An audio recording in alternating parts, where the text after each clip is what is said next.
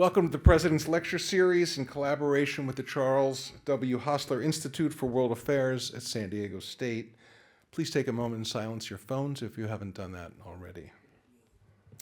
I'm Dan Moshavi. I'm the Thomas and Evelyn Page Dean of the Fowler College of Business here at San Diego State University.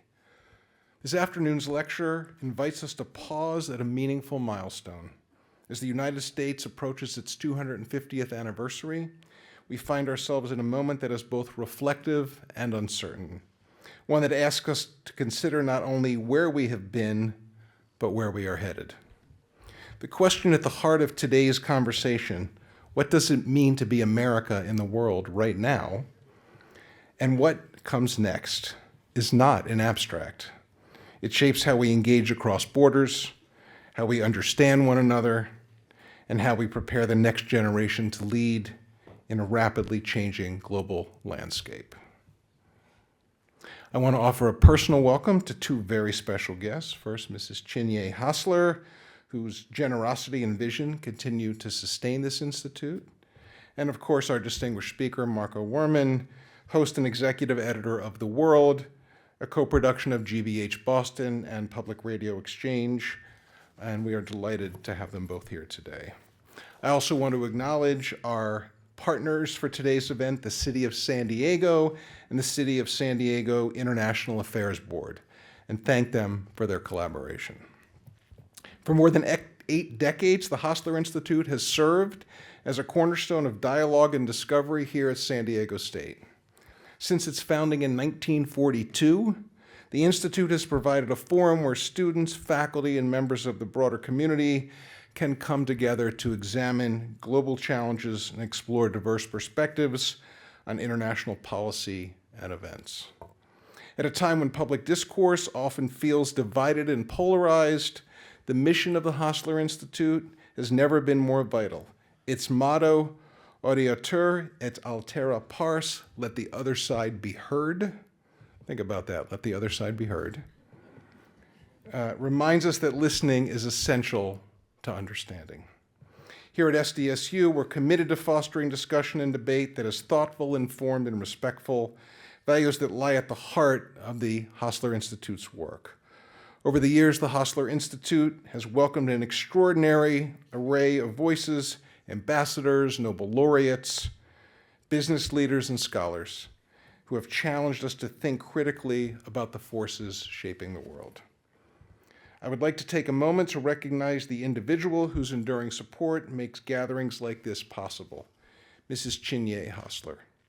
Together with her late husband, Ambassador Charles Hostler, she endowed the Institute in 2004, ensuring that global understanding would remain a defining feature of the SDSU experience.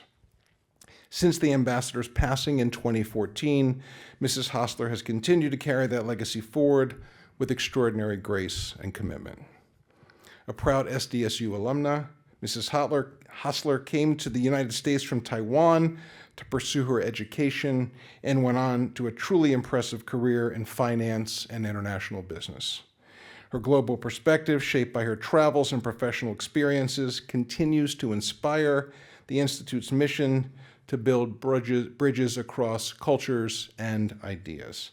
I'd like to invite Mrs. Hostler to the stage to share a couple of thoughts.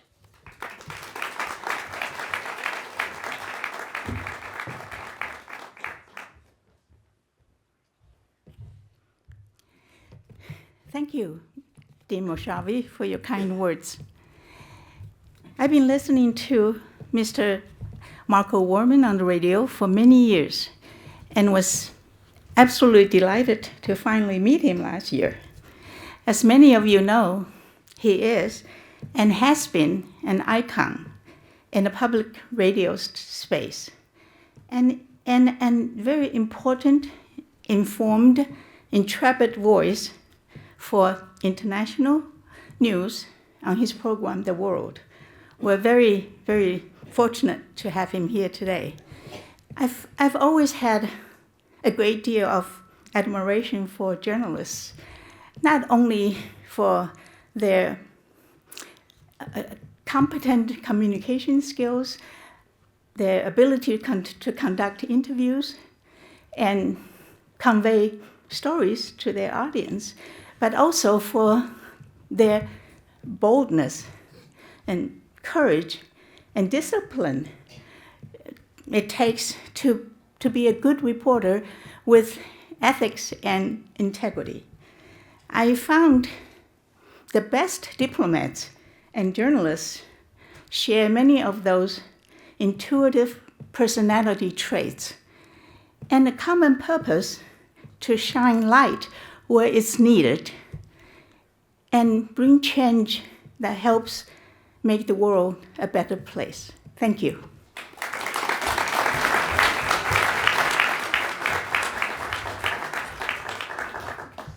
Thank you, Jinye. In a moment, we'll hear from our opening remarks from our speaker, Marco Werman, but housekeeping, the way this is going to unfold today, Mr.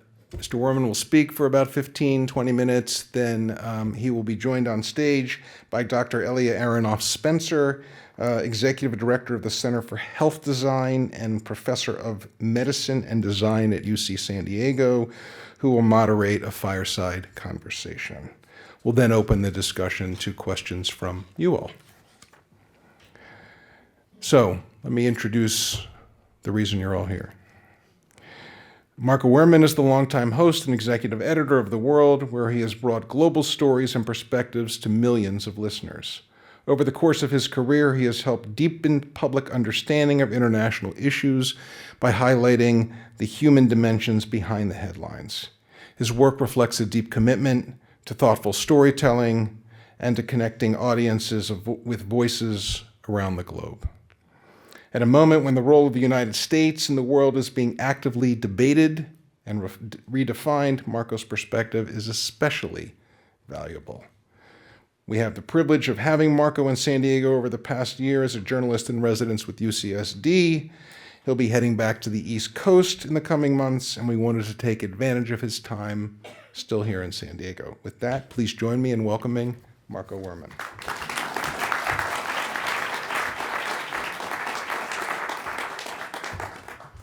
Well, thank you very much for that very warm welcome, Dima Shavi and Jinye, for your remarks. You picked up on everything there. I'm very impressed, and your notes on listening. So thank you all. I also want to thank the Charles W. Hostler Institute on World Affairs here at SDSU's Fowler College of Business for this invitation to speak and share some thoughts on the USA at 250 years, and especially to Heidi Nuff and her office for being the ones to initially reach out, as well as my friend Eli for agreeing to host our conversation after my remarks. I don't see any of my colleagues, a little dark here, from KPBS, but if you're here, thank you all for turning out. We still have jobs. So I have been thinking about various things to say about America in the world at 250, what comes next, and kind of running into roadblocks. The title suggests I'm going to predict what's going to happen. I hate to let you down. That is not what I'm here for. I follow the news because it's my job, but also you could say because I'm addicted to it. I just want to know what's going on in the world, but that doesn't mean that I have some kind of monopoly on what the future holds. At the State Department, or what used to exist of it anyway, there's a phrase, overtaken by events, OBE. Just when you think you understand what's happening in the world and there's a clear geopolitical narrative to the situation, it all changes in the blink of an eye. Our program, The World, and since we went on the air on January 1st, in 1996, the United States has been at the center of or tangential to a lot of these moments. When things change in the blink of an eye. September 11th, then in 2011, the Arab Spring and the fall of longtime American proxy dictators like Hosni Mubarak, Muammar Gaddafi, not our friend, but Ben Ali in Tunisia was, and eventually Bashar al-Assad, who was also a friend. Or just the sudden turnaround of the U.S. seeing Vladimir Putin as an adversary to a change of administration in Washington where evidently invasion of another country doesn't present a red line. Or if I go back further in my own lifetime, the overthrow of Salvador Allende in Chile in 1973. or the popular uprising against the U.S.-installed Emperor of Iran in their revolution in 1979, or the U.S. invasion of Grenada in 1983. And if the U.S. is not a central part of other countries' troubles, the rest of the world wants to know how the U.S. might react to what's going on. Whose side are we on? The rest of the world wants to know. Why? Because we supply the guns and the butter. Or at least they used to want to know what side are we on. Now the rest of the world, I think, would rather not know because they worry what the answer will be. What is strange is that until, I'd say, about 20 years ago, despite all of this imperial posture that the U.S. had taken, this country still managed to somehow keep its reputation as a beacon of democracy. We still admitted refugees. My sister worked for a refugee resettlement agency. They don't resettle anybody anymore. She's been firing people the past year.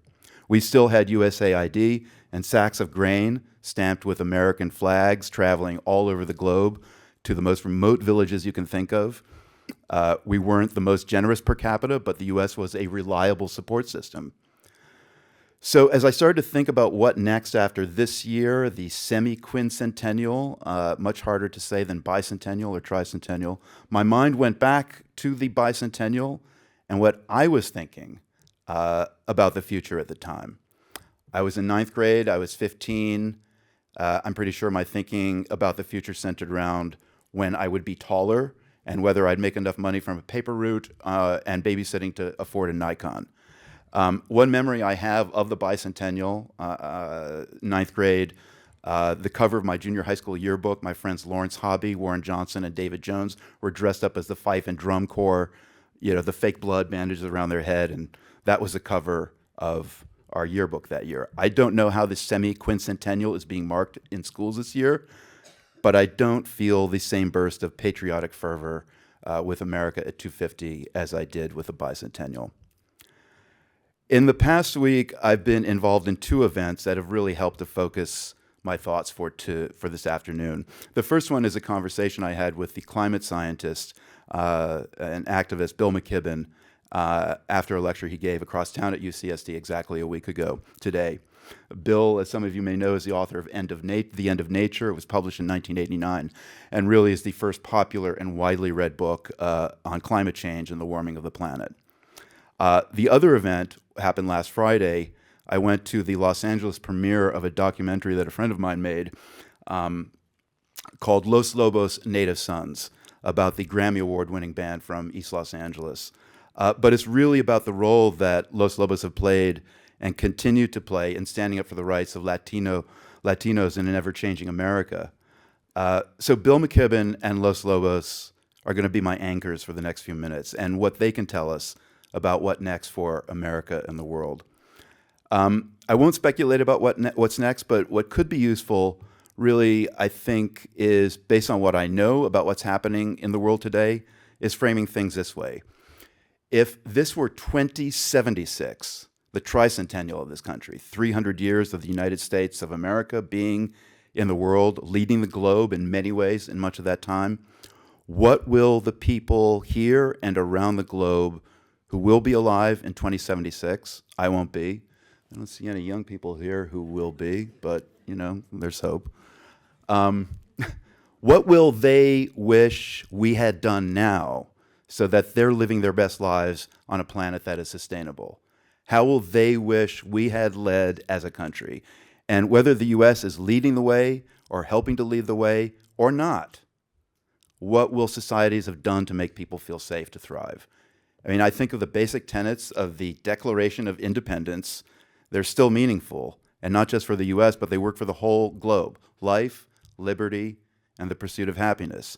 These words in that document define the unalienable rights that governments, this government and really any governments, in my opinion, are created to protect. What a concept to be articulated. These are important words now more than ever in a world where governments do so much to so many people to deprive them of oxygen to life, liberty, and the pursuit of happiness. I'm thinking about one recent example that we've been reporting on. on the show, Colombians who came to the U.S. to find refuge from violence in their own country. One woman came here in 2024. She had been kidnapped and tortured by FARC guerrillas. She had been beaten by her husband. She was living here in the United States until last week when she was one of 15 migrants from Colombia who were deported to the Democratic Republic of Congo. These people don't speak French. They are getting sick.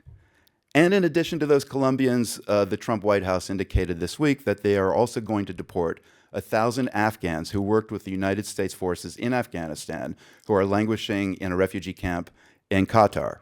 They have the choice to go to the DRC or to go back to Afghanistan. These are people who are translators. They were military intelligence specialists. And we essentially promised them resettlement in this country. And now the promises are broken. Life, liberty, and the pursuit of happiness are not considerations when deals like these are made. Anyway, what will the folks in 2076 think when they look back on this time? Will they think that these were normal times? How will they process the ideas of life, liberty, and the pursuit of happiness when this is a history that's being created now and has been pursued, frankly, since the founding of the Republic? I mean, the idea of imperial rule by Portugal, the British Raj in India, the concept of American empire in the 20th century will probably seem pretty quaint if the U.S. continues in this direction. Bill McKibben's new book is called Here Comes the Sun. Bill used to warn about the dangers of climate change, and this new book really offers a hopeful path toward dealing with it, and that is solar power. As Bill joked, there's unlimited energy coming at this planet from 93 million miles away, and none of it passes through the Straits of Hormuz. Solar power, let's remember, has been taken seriously ever since the oil embargo of the 1970s and President Jimmy Carter's smart and modeling approach to put solar panels on the roof of the White House. Even Nixon had enlisted a study on the feasibility. Ronald Reagan took them down. I understand that there might be still a couple on the White House, but that's probably because they just haven't noticed them. The U.S. solar technology grew in this country from 1954, when the first practical solar chip was invented at Bell Labs here in the United States. This has been American technology, but there was not enough interest to keep it growing.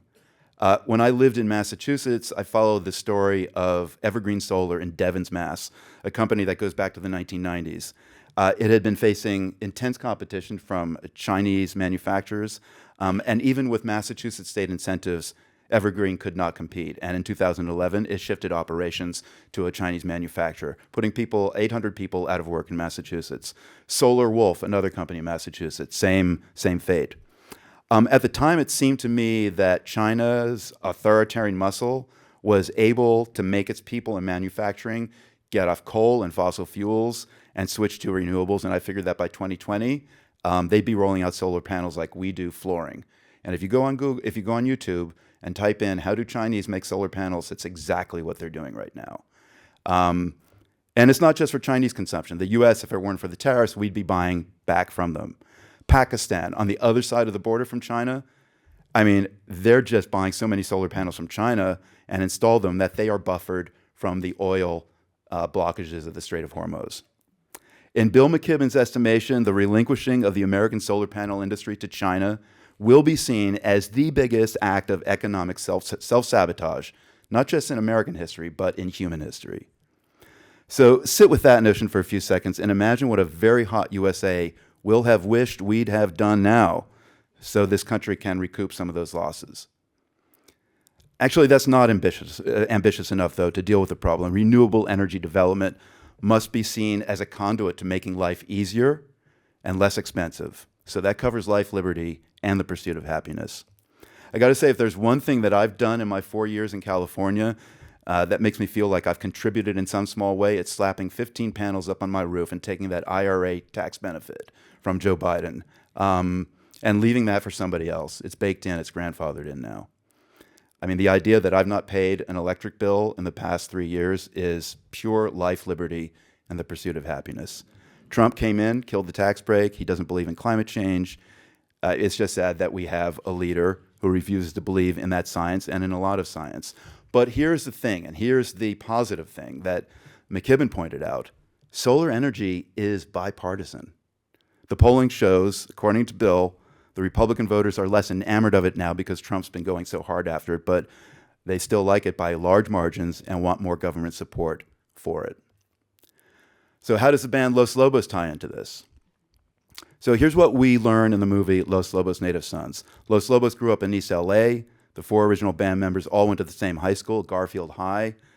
They all had parents who came up from Mexico who played norteño, ranchera, cumbia, boleros in their living room on the record players. And the band began as rock and rollers in high school, but they had that music baked into them, and they wanted to share it with the world.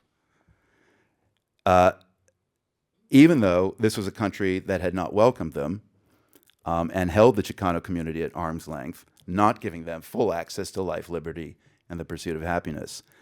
And it was a movement that was more than just musical. I mean, Los Lobos helped the United Farm Workers Union in their boycotts, and they continued making the music they wanted to make without compromise. If it meant signing to a punk rock label to get that music out, that Mexican-flavored rock and roll, they would do it, and that's indeed what they did. Of course, global fame came when they recorded La Bamba for the Richie Valens documentary, Richie Valens movie, La Bamba.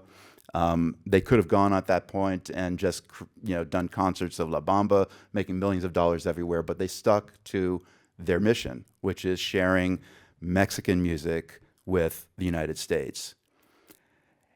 The other thing about Los Lobos is that if you go to their shows, their style of music also draws conservatives. And they told me when I sat down with them in 2023 on the 50th anniversary of being together as a band, they've seen the confusion of the MAGA cowboys of their shows who are happily dancing their butts off with Mexican Americans. I mean, their music convenes red and blue, liberal and conservative, Democrat and Republican. They have straight-up American rock fans at their show. But it all just reminded me of this moment that I experienced about 15 years ago at South by Southwest. I hosted a showcase called All Music is World Music, and I had invited a band called the Refugee All-Stars from Sierra Leone to perform. Really beautiful, infectious one-drop reggae, conscious toe-tapping music. They joined an artist from Mexico named Gecko Turner, a band from Iran called 127. And a barmaid, Texas, born and bred, was walking around the club, and she stopped and was listening to the Sierra Leone Refugee All-Stars from Sierra Leone, and she just went, "Who are these guys?" And I explained who they were, and she just stopped and she just enjoyed the music. And it was a moment of people coming together who didn't recognize the other, but music has that power. It's a convening power where people who disagree can come together and not just meet, but see that there's a lot more to the other person that they have in common than not. I mean, Los Lobos have shown how music can break down walls and barriers even they didn't think possible. So I think this is critical to the future because the U.S. and every country really, we have to figure out how to integrate new populations that historically have not been part of national stories. And whether we like it or not, whether other countries like it or not, climate change is already forcing us to face this dilemma. And if the U.S. can't stop its military adventurism, that will compound the problem of fleeing where they're from. So when the people of 2076 look back, they'll want to know why we didn't make more solar power and why we didn't make more music. If this sounds like the biggest starry-eyed hippy-dippy plan, solar energy and music, I want you to consider the alternative. Draining the earth of every last drop of refined oil, every last speck of coal dust, every last pound of LNG, and then what, burn down the trees? Is the alternative putting up more walls between countries and only letting a few select people pass through tiny gates? That starts to look like Children of Men. If you haven't read the book or seen the movie, do. And if you think music is an inconsequential sidebar, remember how central it was to the Super Bowl and the fury that was unleashed when Bad Bunny came out and sang in Spanish. I mean, like that has to be the silliest moment of the 21st century.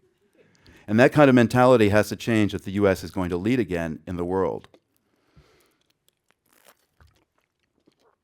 I know I've left out a lot of important issues here.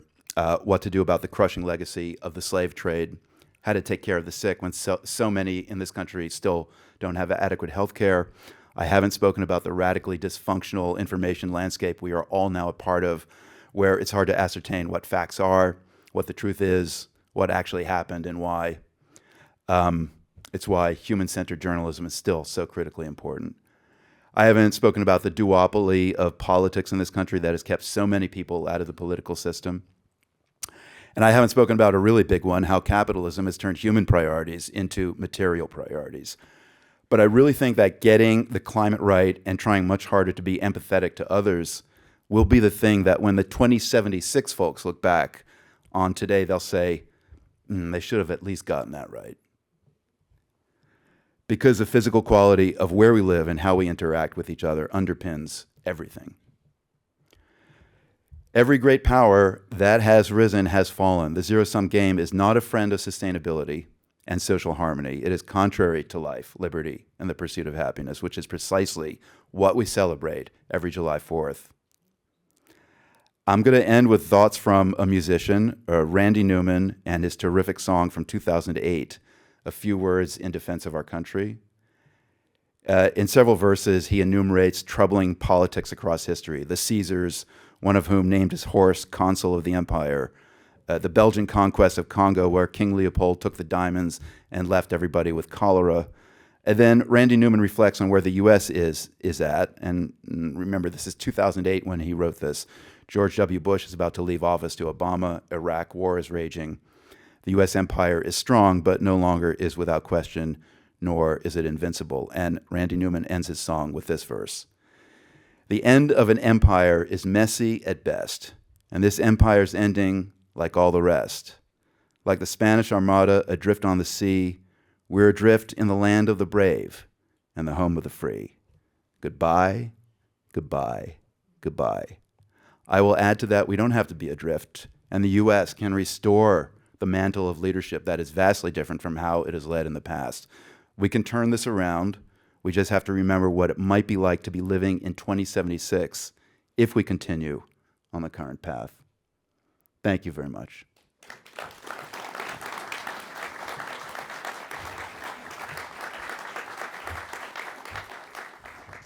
I'd like to now welcome Dr. Aronoff Spencer to the stage.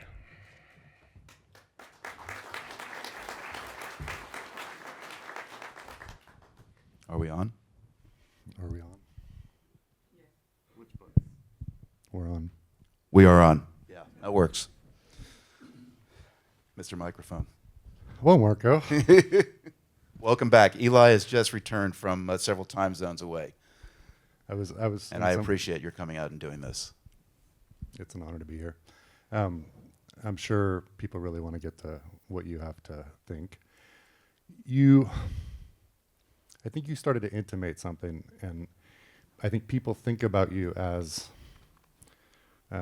this voice in the clouds, and that you reach people and touch people all around the world that way. But I'm not sure you think that's how things actually get done.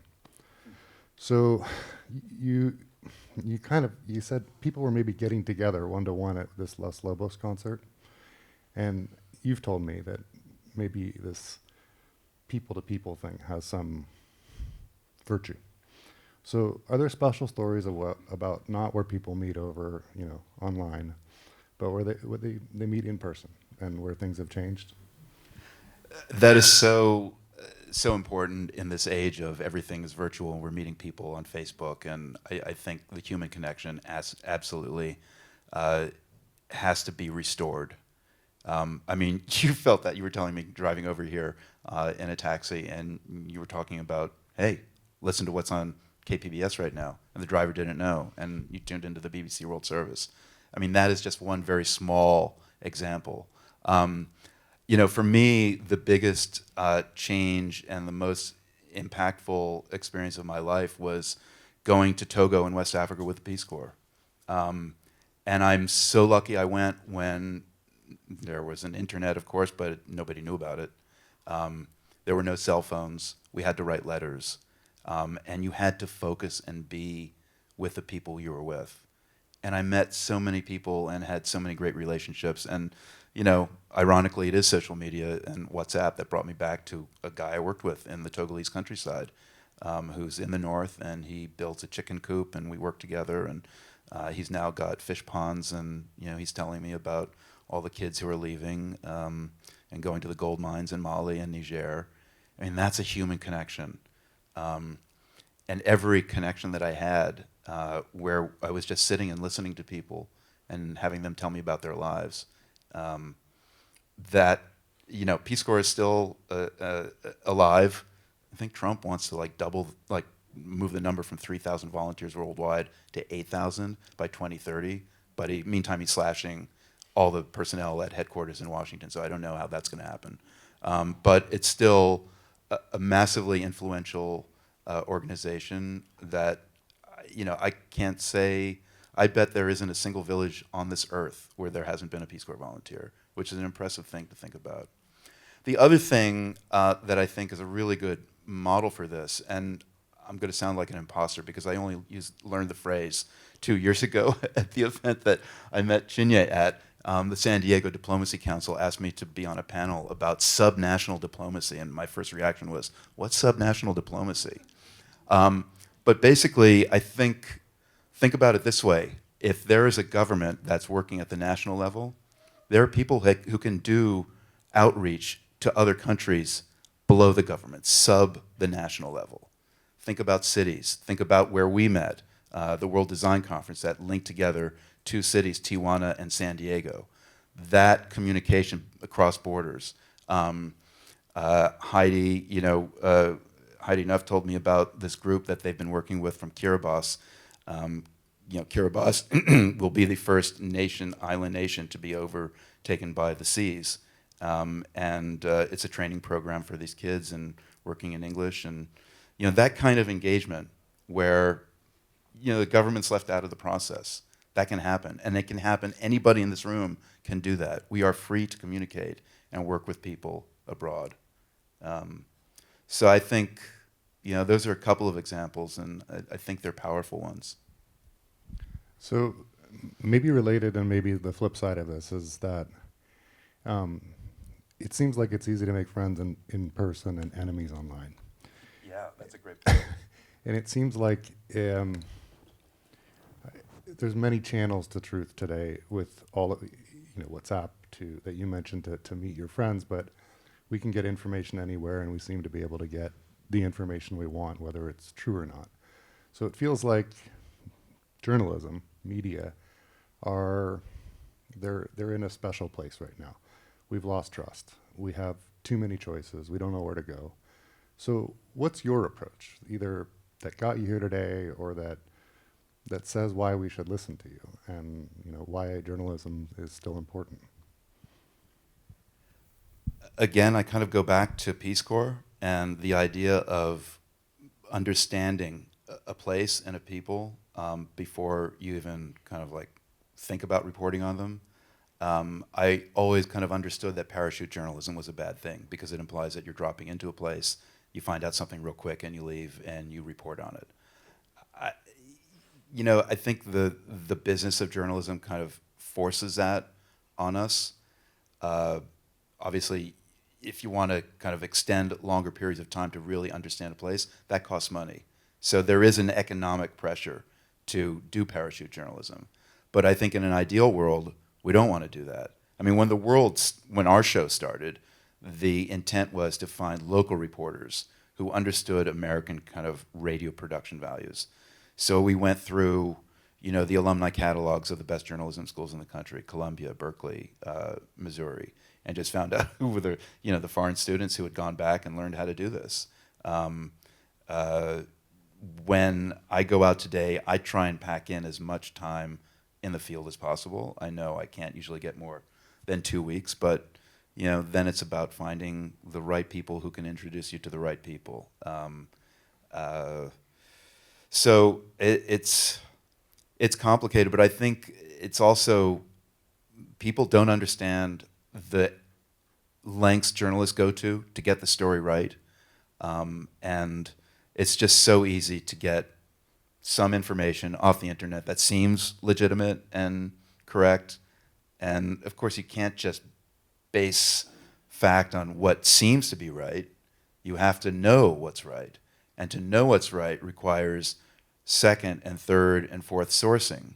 And, oh, they wrote that Palantir is an AI organization. Well, actually, I don't think that's right. My editor sent me that the other day in a lead, and I was like, wait a minute, they're a data and analytics company and software. So, let me go check that. That takes, fortunately, the internet now you can figure stuff out pretty quickly.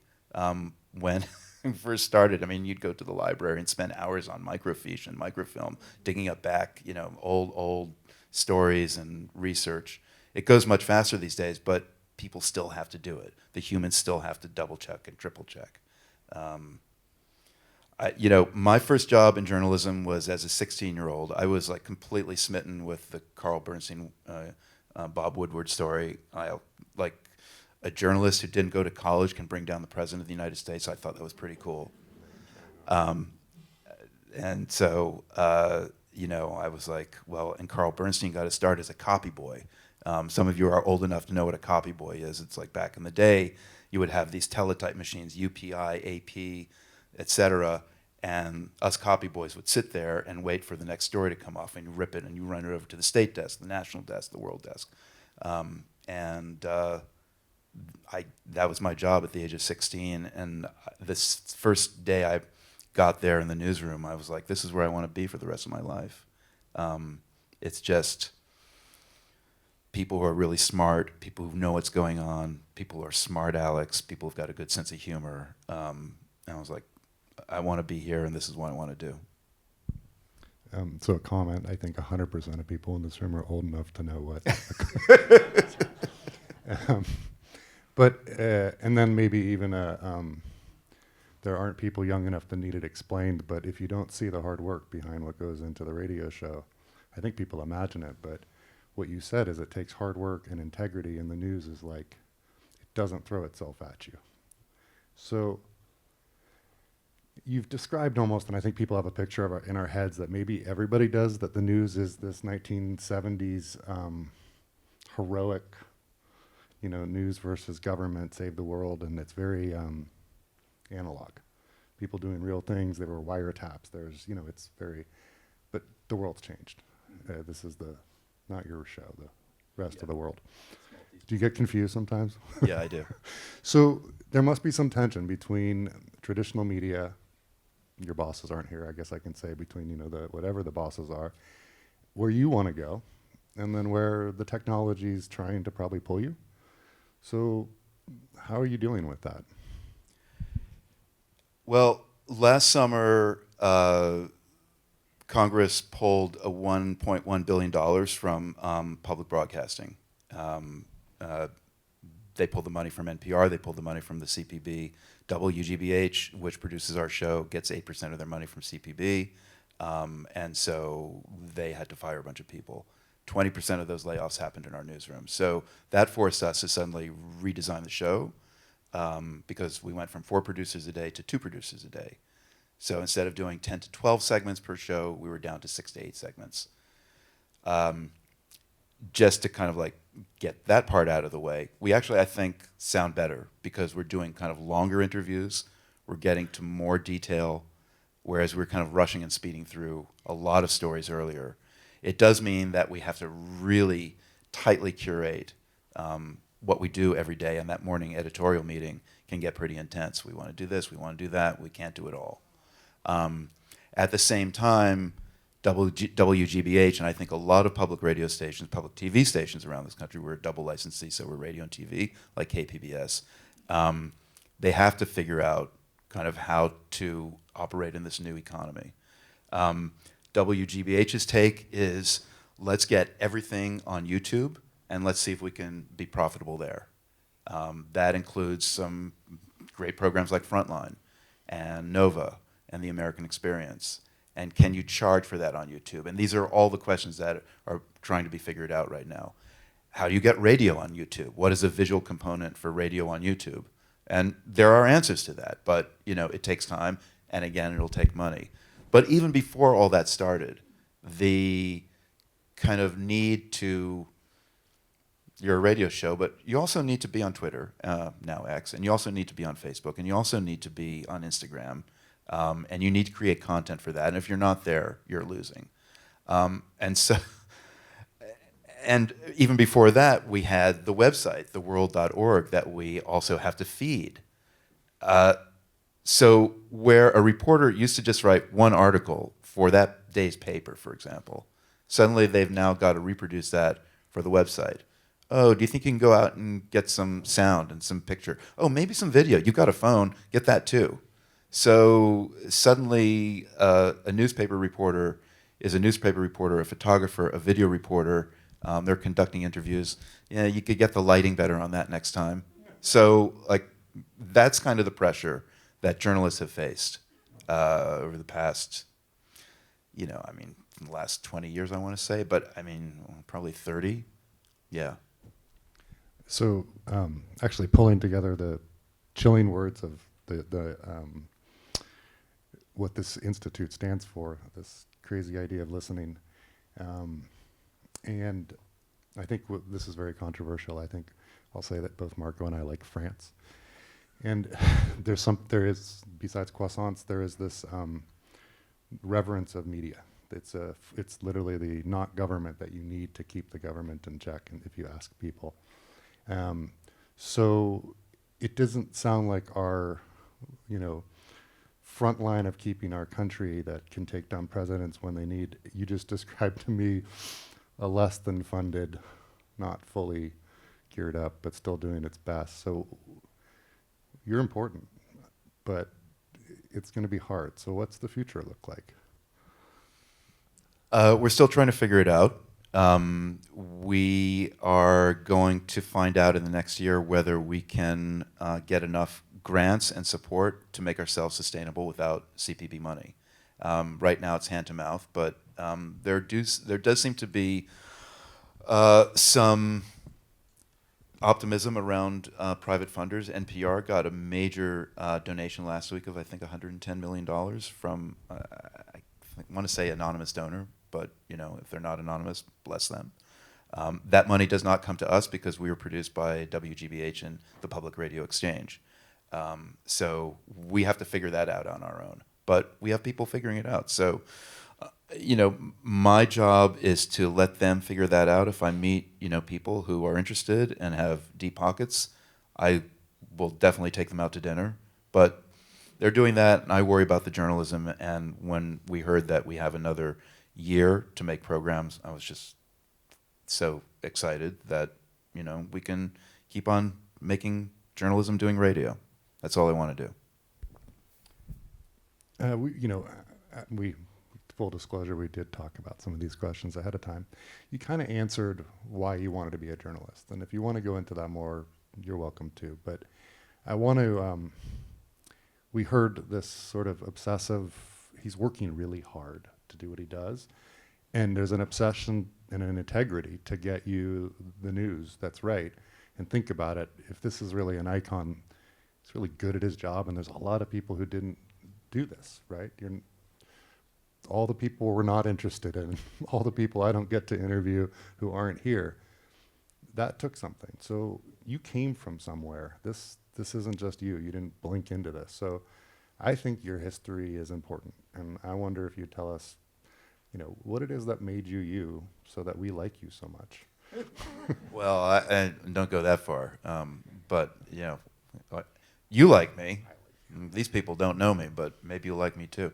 They're your fans, Marco. I guess one of the things I always say is I grew up without TV. I think that's really important. I had to kind of entertain myself, and I was really into art and like making stories, and my parents gave me this little speedball printing press so I could like actually make a newspaper as a kid. That was pretty cool, like loading in the offset lettering. But I was born in New York City. My dad was a doctor. He changed from OBGYN to psychotherapy, and we moved down to North Carolina where there was a Psychoanalytic Institute.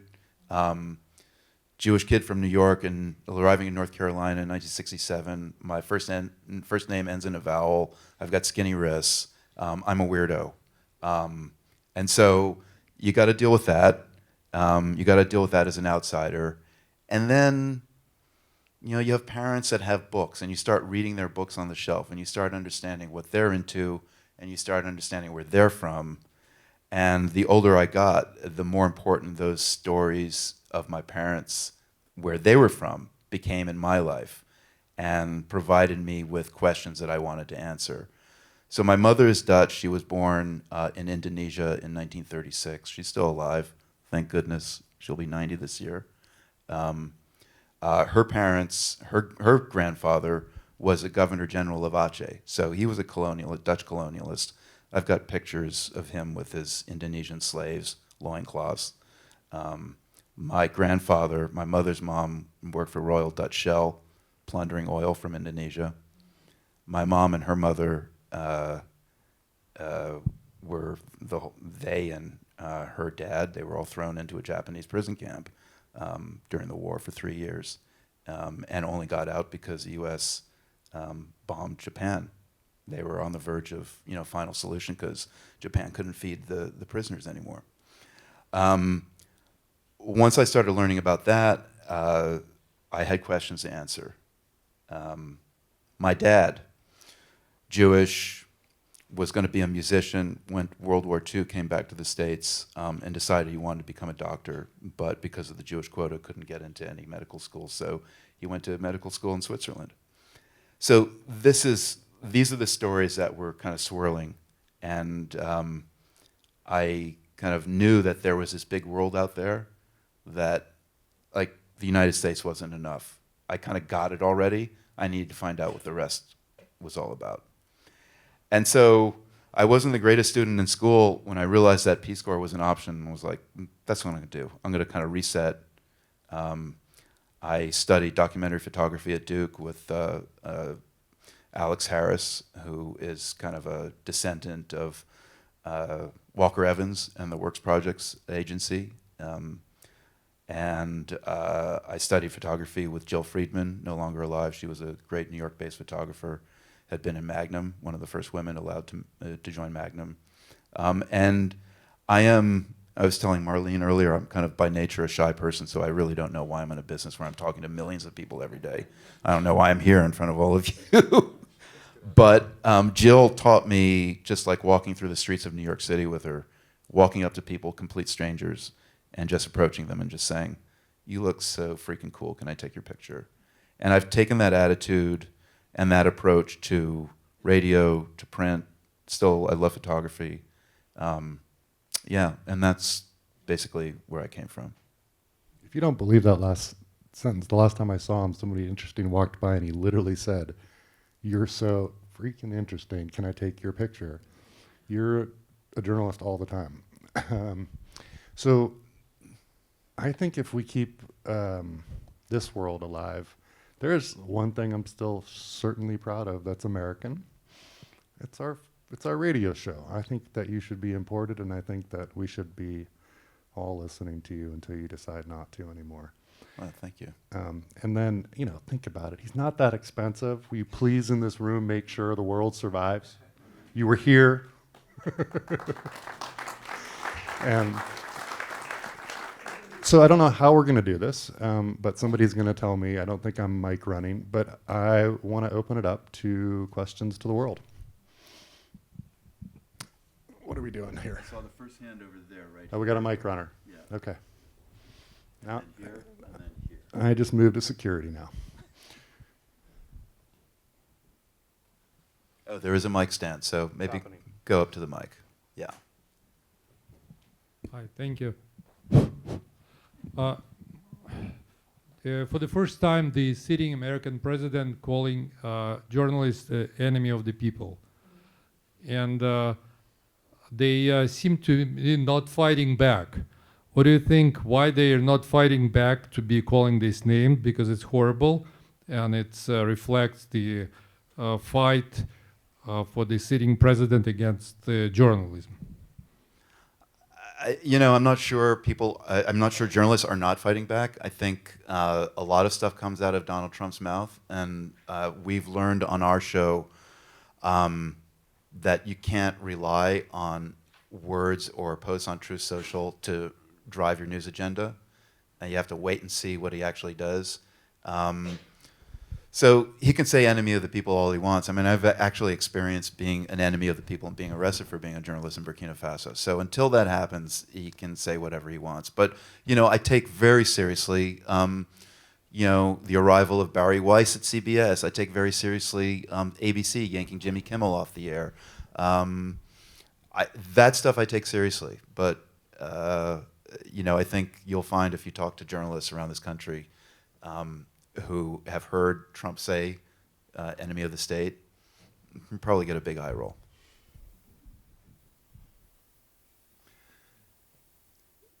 The government has engaged in a wide variety of attempts to assault the First Amendment recently. But in the wake of that, we are also awash with misinformation, disinformation that's very damaging to various agendas in the world. What do you see as the government's role in balancing the First Amendment relative to misinformation and disinformation? Well, I think the government has a big role in trying to figure out what the social media and you know, the oligarchs who are running the technology are allowing to get through on social media that passes for facts.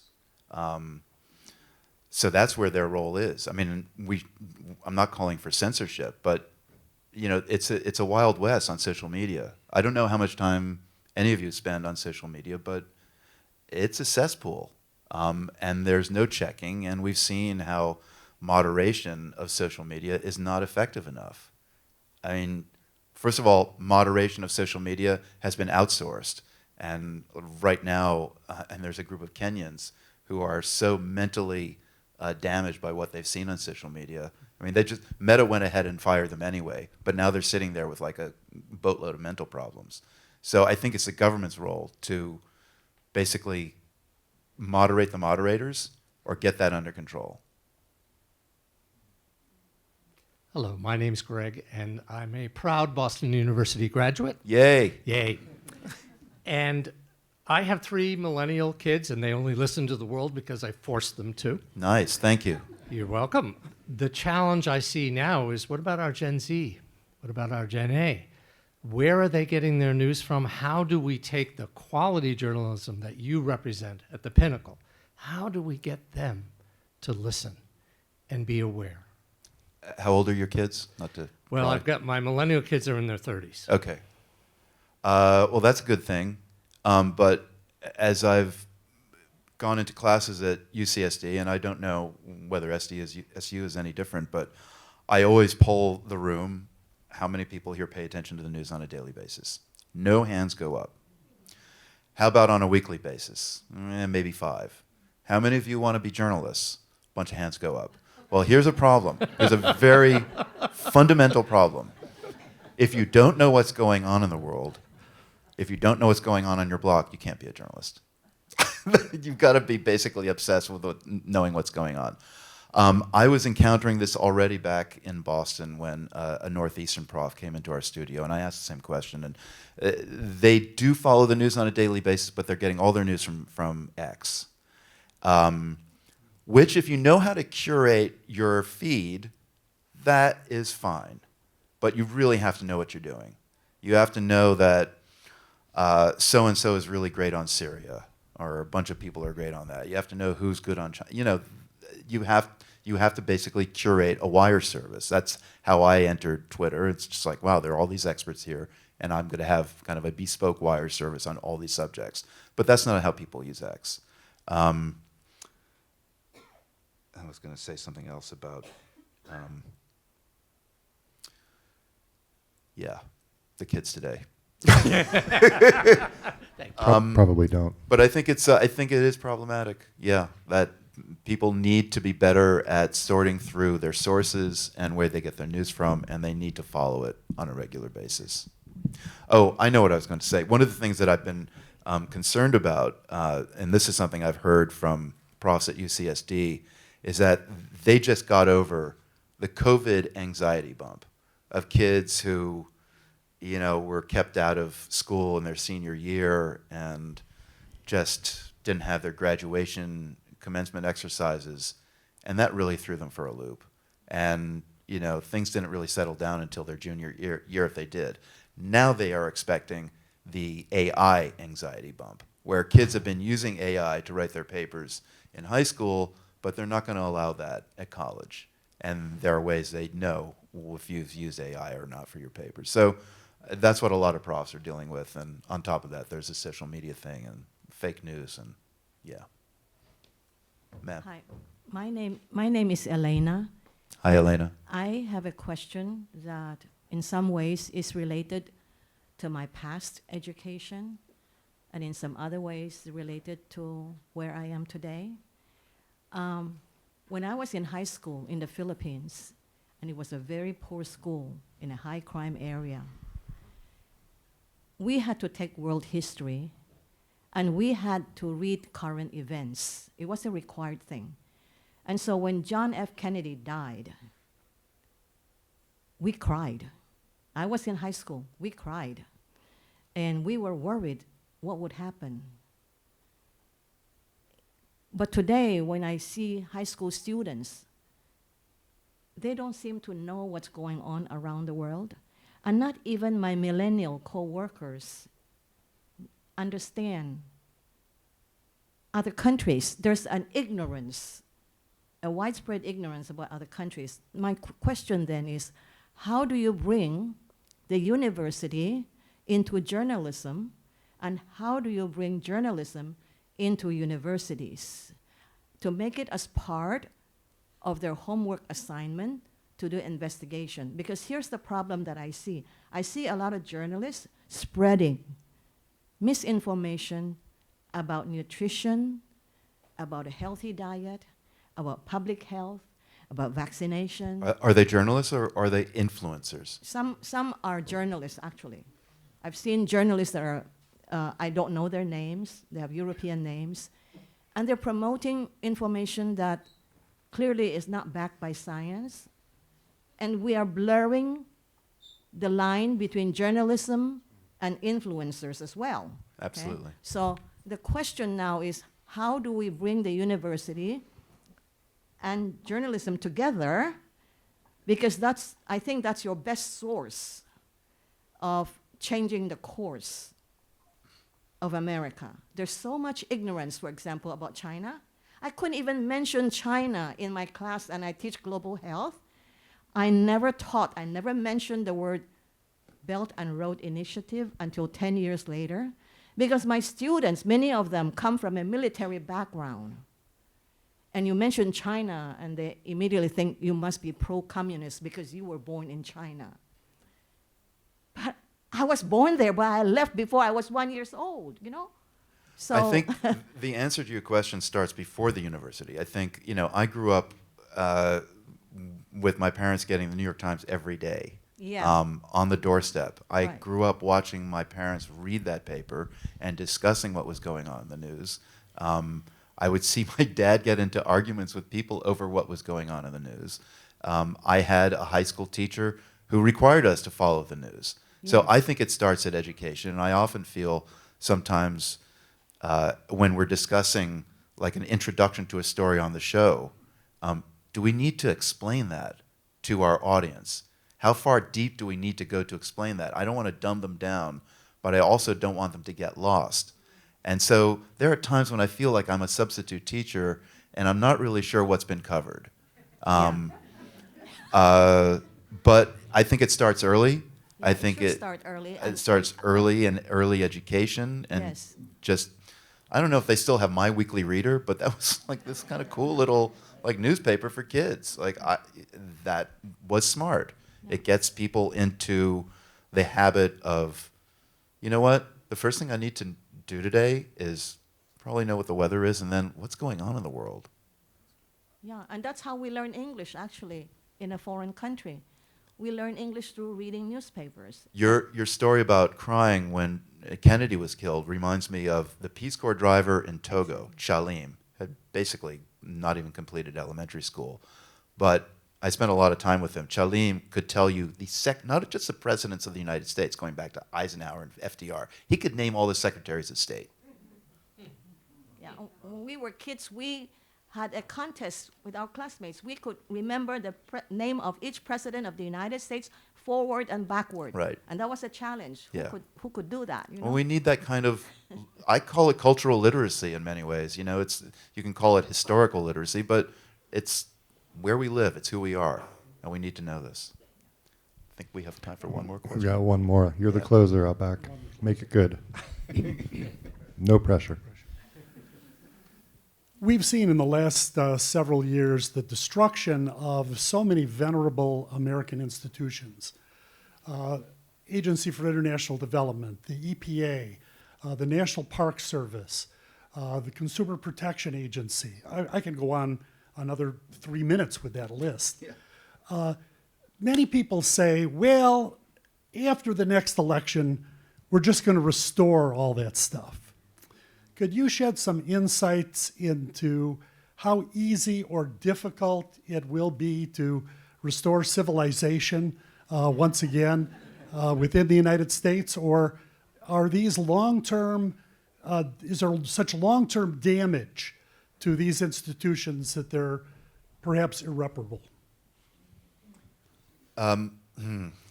Yeah, I think about this all the time, and I wonder if we're even going to have a midterm and whether it's all going to go back to normal. For one, I don't think we want to go back to normal. I think we got to break it all down, and if we're following Bill McKibben's kind of direction, none of that was happening under Biden. Biden was getting us there. Inflation Reduction Act, solar energy. Gavin Newsom has backed off his goals for fossil-free cars on the road. We need really to change the entire thing. The duopoly of Democrat-Republican isn't working. We saw what a mess things were in 2024 with the Democrats. What a disaster. So I don't want to go back to that. And when we talk about rebuilding it, we got to rebuild something different. It's got to be something completely different. And I think some of my remarks touched on what those differences have to be. It's super fundamental.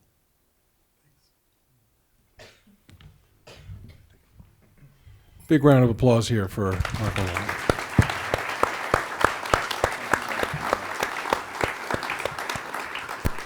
Once again, I'd like to thank President De La Torre, who unfortunately couldn't be here today, Charles W. Hostler Institute for World Affairs, Mrs. Chinye Hostler, the City of San Diego, City of San Diego's International Affairs Board, for making today's event possible. This concludes our event. We have a reception out in the foyer. Please join us where you can chat with Marco. Thanks so much for coming.